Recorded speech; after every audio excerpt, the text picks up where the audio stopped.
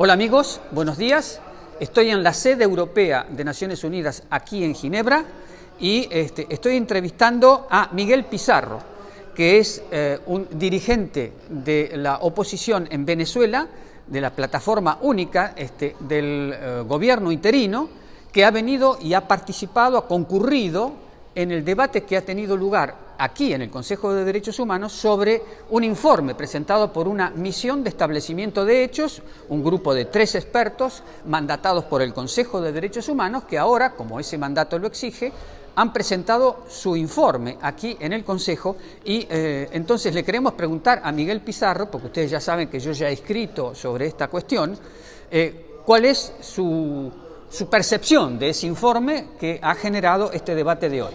Primero, gracias por el espacio, creo que este es un informe que tiene 2 componentes que son muy importantes. Lo primero es que es un informe que no ocurre en el vacío, es un informe que es la consecuencia de ya 3 años de investigación, un primer informe que determinaba que en Venezuela hay razones para creer que hay crímenes de lesa humanidad, un segundo informe que demostraba cómo todo el sistema de justicia, lejos de castigar, lejos de reparar, lejos de prevenir, es un brazo que ayuda a la violación de derechos humanos y la profundiza, y ahora un tercer informe que evidencia una cadena de mando que tiene conexión desde lo más alto del poder político venezolano, empezando por Nicolás Maduro, Diosdado Cabello, Delcy Rodríguez, yendo por toda la estructura de la inteligencia y la contrainteligencia, involucrando a generales como Hernández Dala, González López, y de ahí hacia abajo, custodios, quienes controlan las sedes, quienes siembran expedientes, quienes se han dedicado a forjar evidencia. Este es un informe que sienta un precedente muy importante, pero que además no ocurre tampoco en un segundo tipo de vacío. ¿Qué quiero decir con esto? Este informe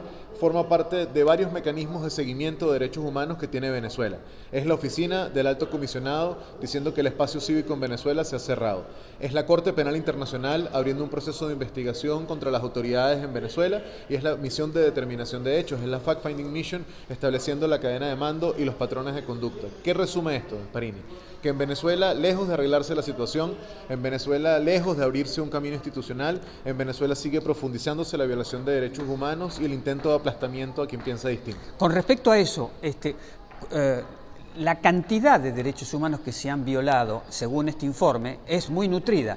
¿Lo podés resumir? ¿Cómo lo viste vos a eso? ¿Qué es lo más llamativo? ¿La práctica de la tortura? No sé, ¿cuál es tu percepción? Yo creo que por donde agarres el informe tiene cosas que son gravísimas, desde la explicación de la violencia sexual y el trato diferenciado de género, como cuando es una mujer la que es detenida, la amenaza con violación, la amenaza con acciones físicas que vayan en detrimento de su dignidad y de su propia identidad sexual, es una clara demostración.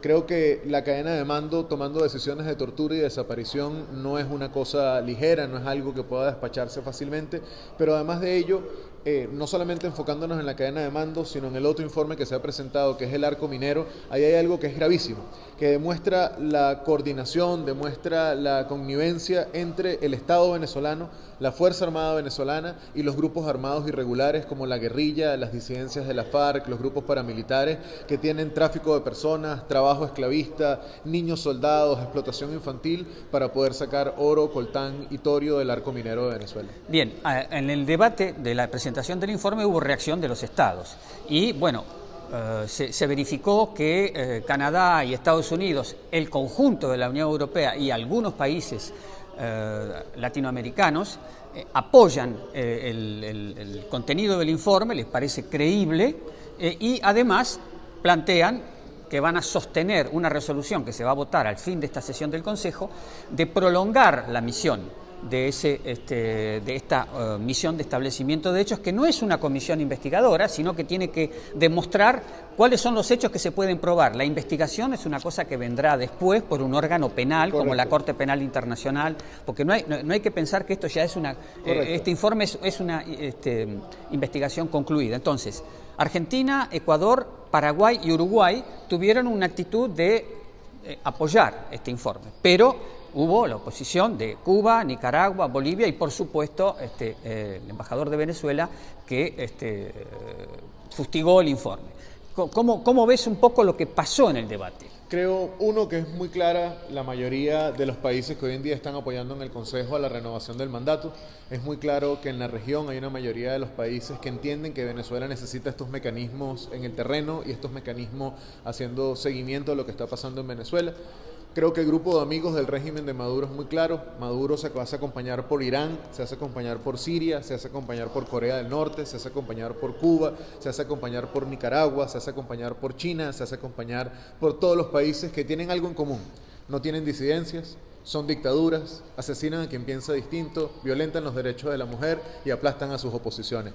Esa composición del Consejo creo que nos da mucho optimismo a las víctimas, a los dirigentes venezolanos, para saber que a finales de este mes, a principios del mes que viene, en el final de este Consejo, vamos a tener la renovación de la misión. Miguel Pizarro, muchas gracias. Desde Ginebra les transmitió Juan Gasparini.